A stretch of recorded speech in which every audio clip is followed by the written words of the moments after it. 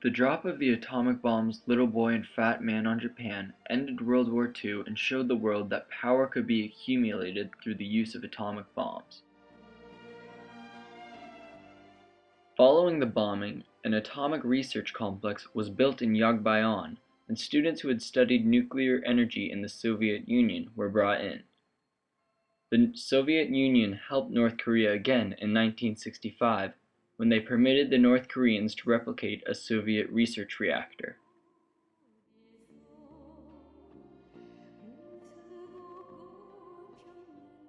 A facility to develop nuclear weapons was discovered in North Korea by the US in 1985. News quickly spread, and North Korea was forced to sign the Non-Proliferation Treaty, which works to stop the spread of nuclear weapons. However, North Korea did not join the International Atomic Energy Agency, or IAEA, a group that regulates nuclear advancements.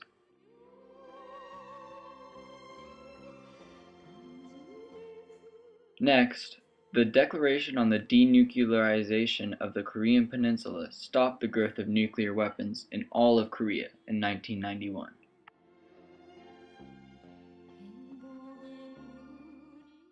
The North Koreans did not allow anybody from outside to inspect their nuclear institutions, and this increased tension until 1992 when the North Koreans gave in. However, the inspections were failed, and more doubt was brought up about Korea's intention with its growing nuclear productivity. In February of 1993, the IAEA demanded that 2 more of Korea's nuclear sites be inspected, but North Korea denied these demands. Following the CIA's allegations that North Korea had made 2 nuclear weapons, in 1994 Korea allowed the IAEA to inspect all nuclear facilities, but not a plutonium processing plant, an element that is key in creating an atomic bomb. After removing spent fuel rods, something that can be refined to make nuclear weapons, North Korea backed out of the IAEA, forcing the US to make a treaty where the US promised economic and diplomatic relations with North Korea, switching to safer nuclear water reactors.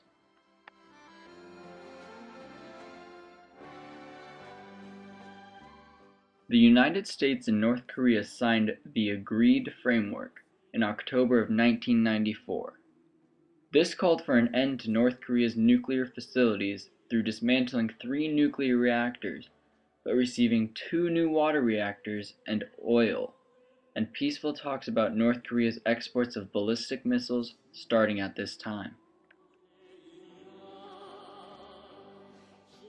In early 1996, talks about these missiles surfaced again, and the US provides economic support to the North Koreans in order to keep them from giving the missile technology to Iran. But Korea continues to develop its missile technologies in partnership. The same issues continue through 1997, and in February of 1998, Kim Dae-jung announced that he would reform Korea's relations through peace, reconciliation, and cooperation. However, in 1998, after missile movement in Pakistan, Korea came under fire again for its development of missiles and underground nuclear facilities. In 1999, an inspection of a nuclear reactor in North Korea is found to have no nuclear activity. Shortly after, though, North Korea isolates the United States from their decisions and quickly developed missiles. Foreign policy with Korea took on a whole different course in the 2000s, when North and South Korea became unified again, but was short-lived as they began to ally with Russia to help the satellite launches. The alliance brought forth many questions for the future that remain to be unanswered today.